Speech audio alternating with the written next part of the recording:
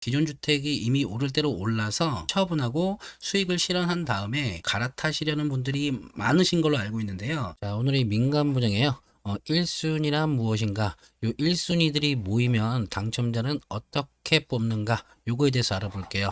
집 없으면 1순위, 집 있으면 2순위. 이거 맞죠? Nope. 징그럽게 물어보죠, 이거. 이거 아니에요. 주택을 소유하고 계신 거랑 청약에서 1순위랑은 관련이 없어요. 집 없으면 1순위, 집 있으면 2순위가 아니고요. 민간 분양 일반 공급의 1순위는요. 청약 통장 가입 기간과 지역별 면적별 예치 기준금이라는 게 있는데요. 자, 이것만 충족하시면 일단 1순위 자격은 갖추시는 거다. 민간 분양에서. 여기는 청약홈이라는 사이트인데요. 이 청약홈을 통해서 청약 신청을 하게 되고요.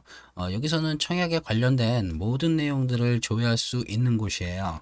청약 통장 전체 가입 현황을 한번 볼게요. 20년 12월 말 기준으로 조회를 한번 해보면 주택청약 종합저축만 봐도 서울에 거주하시는 분들이 600만이 넘으시고요. 인천, 경기 거주하시는 분들이 800만이 넘으시고 이 5대 광역시는 500만, 기타 지역은 600만에 가까우시네요. 지금 이 주택청약 종합저축을 가입하신 분들이 요만큼인데 1순위가 벌써 이만큼이나 되신다. 거의 2,500만 분들이 가입하셨는데 1,300만 분 정도가 1순위다. 한 51, 2%쯤 되나요? 거의 반 이상이 1순위죠. 1순위면 당첨이 된다라고 생각하시는 분들도 계셔서 이걸 보여드린 건데, 자, 1순위는 이렇게 당첨과 상관이 없다. 자, 청약통장의 반 이상이 1순위다. 다른 종류의 청약통장을 갖고 계신 분들은 여기 들어오셔서 한번 쭉 보세요. 민간 분양은요. 공공분양과는 달리 주택을 소유하고 계신 분들도 1순위로 청약이 가능하시기 때문에 내가 집이 있다고 1순위가 아니라고 생각하고 청약을 아예 신경 안 쓰는 분이 계세요. 그래서 제가 좀 힘을 줘서 말씀드렸고요. 비교하자면요. 공공분양의 1순위 같은 경우에는 청약통장 가입 기간은 같은데 요 납입 인정 횟수를 보는 거고요.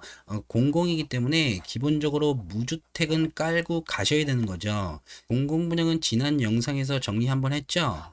여기 민영주택과 국민주택, 요 민간분양과 공공분양이라고 하는 것을 정확하게 구분을 하셔야 된다. 지난 영상에서 여기를 정리한 거고 오늘은 여기를 정리하는 거죠. 민영주택이라 그러면 요거나 이런 브랜드 아파트를 말하는 거고요. 당연히 청약 통장이 필요하겠죠. 주택 청약 종합 저축을 갖고 계신다 그러면 민영주택이든 국민주택이든 청약이 가능하시고요. 과거에 만드신 청약 예금이나 청약 부금이 있다 그러시면 민영주택의 청약이 가능하신 거고, 청약 저축이 있다 그러시면 국민주택의 청약이 가능하신 거예요. 이 공공분양은 일반 공급의 비율이 요 15%밖에 안 되는데요. 민영주택은 일반 공급의 비율이 요렇게나 많아요. 이게 많은 건 아닌데 상대적으로 많다. 그래서 내가 특공의 자격이 안 된다고 하시면 요 민영주택의 일반 공급을 일단 노려보셔야 되는 거고요. 특공의 자격을 갖추셨다고 하더라도 특공 1개, 일반 공급 1개 이렇게 중복으로 청약이 가능하신 거예요.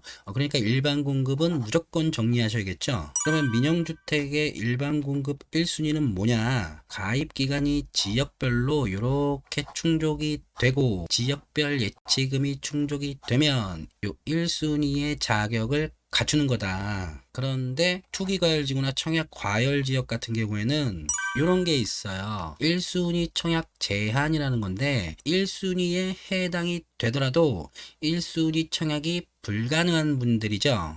요게 1순위인데 여기에 해당되더라도 1순위로 청약을 할 수 없는 분들, 세대주가 아닌 자, 세대주여야 된다는 거죠. 과거 5년 이내에 다른 주택에 당첨된 세대에 속한 자, 우리 세대원 전부가 과거 5년 이내에 다른 주택에 당첨 이력이 없어야 된다는 거예요. 그리고 2주택 이상 소유한 세대에 속한 자, 1주택까지는 가능한데 2주택 이상 우리 세대원을 통틀어서 소유하고 있는 집이 두 개가 넘어간다 그러면 제한을 받는다. 1순위로 청약을 못한다. 이런 얘기죠. 1순위 제한까지 적용을 하면 이렇게 되는 거죠. 민영주택 일반 공급 1순위예요. 청약통장은 요거를 갖고 계셔야 되고, 투가지역 첨가지역 같은 경우에는 24개월 이상 예치금 충족, 그리고 1순위 제한까지 적용한다면 세대 주여야 되고, 세대 전원이 5년 내 다른 주택의 당첨 사실이 없어야 되고, 세대 전원이 무주택이거나 1주택이어야 한다. 세대원 전원의 소유 주택수를 합친 게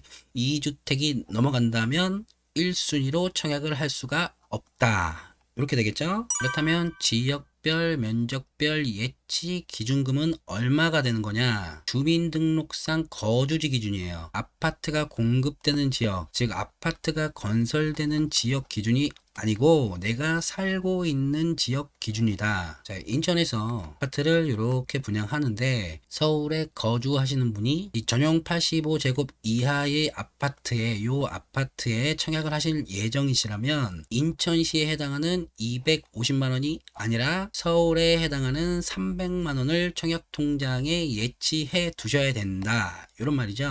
자, 이거 간단하죠? 그럼 1순위가 모이면 이 당첨자 선정은 어떻게 하는지 알아볼게요. 민영주택 일반 공급 당첨자는요, 요 가점제와 추첨제로 선정을 하게 돼요. 자, 요 가점제라는 건요, 요 무주택 기간과 부양 가족 수, 그리고 청약 통장 가입 기간이라는 요 항목을 세 개로 나눠서요, 각각의 배점표가 있어요. 요렇게 배점표가 있는데, 요 배점표에 내가 해당하는 점수를 계산해서 점수가 높으면 당첨되는 거예요. 요게 그 가점표인데요. 이렇게 보시면 무주택 기간과 부양 가족 수, 그리고 청약통장 가입 기간을 보는 거예요. 요걸 다 합치면 84점이 만점이고요. 계산을 하실 때 요 청약통장 가입 기간은 청약홈에서 자동으로 계산해 주기 때문에 상관이 없는데, 부양 가족 수와 무주택 기간은 계산 방법을 좀 알고 계셔야 돼요. 그래서 요거는 따로 묶어서 다음 영상에서 정리를 한번 할게요. 그러면 추첨제로 넘어가야겠죠? 요 추첨제는 규제 지역별로 그리고 면적별로 이 추첨제의 할당 비율이 달라요. 전용 면적 85제곱을 기준으로요, 투기 과열지구라 그러면 85 이하는 가점제가 100%예요. 추첨제가 없다는 거죠. 85제곱 초과 물량에 대해서는 가점제가 50%, 추첨제가 50%의 물량이 배정이 되는 거고요. 이 청약 과열 지역 같은 경우에는 85 이하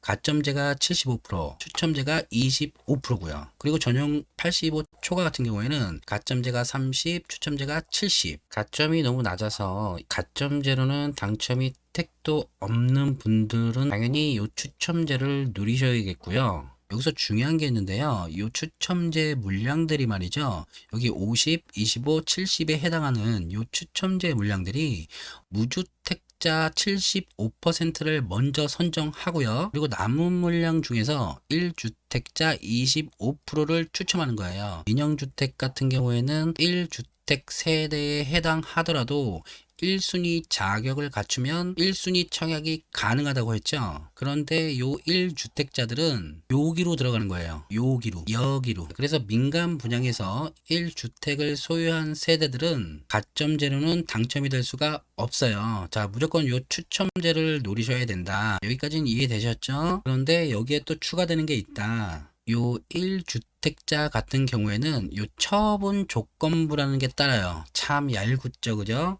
처분 조건이란 뭐냐면 요건데요. 1주택을 소유한 세대들은 청약을 신청하실 때 요런 화면을 보게 되실 거예요. 청약홈에서 실제 청약 신청 화면을 캡처해 온 건데요. 당첨이 되신다면 입주 가능일로부터 6개월 이내에 기존 주택을 팔겠다, 그런 서약을 하시는 거예요. 요 6개월이라는 기한 내에 기존 주택을 팔지 않으신다면 당첨 계약은 해지되는 거고 당첨은 자동으로 취소가 되겠죠. 결국은 1주택자들은 기존 주택을 팔아야 된다. 언제까지? 입주 가능일로부터 6개월 이내에. 가뜩이나 당첨되기도 힘든데 당첨이 된다 그러면 기존 주택을 팔아야 된다. 요즘 1주택을 소유하신 세대에서 대형 평수로 갈아타거나 아니면 기존 주택이 이미 오를 대로 올라서 이 주택을 처분하고 수익을 실현한 다음에 이 주택으로 갈아타시려는 분들이 많으신 걸로 알고 있는데요. 이런 분들께서는 당연히 여기를 노리셔야겠지만 이 당첨 확률이라는 게요.